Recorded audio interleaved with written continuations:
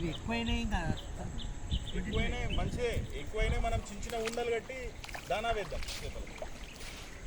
మహాలయ పట్టణంలో ఓం నమః శివాయ అయినటువంటి అమావాస్య రోజున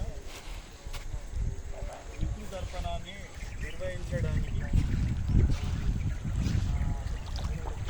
నదీమా తల్లి ఒడిలో రావడం, జలచరాల రూపంలో ఉన్నటువంటి పితృదేవతలకు సమర్పణగా అటుకులు, తేలాలు, బెల్లము, నువ్వులు, ఆవు పాలు లేదా ఏదైనా పాలు, ఇవన్నింటినీ 6 రకాల వస్తువులను కలిపి సమర్పణ. 6 రకాల వస్తువులే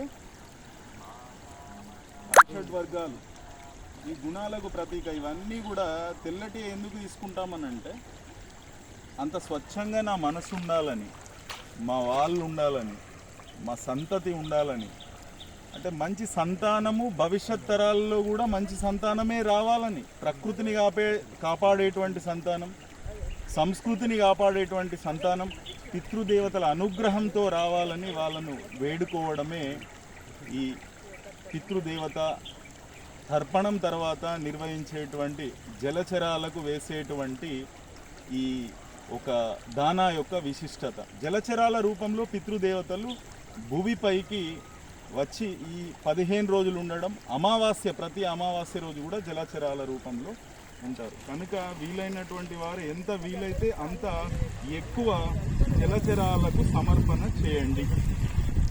పితృదేవతాభ్యో నమో నమః.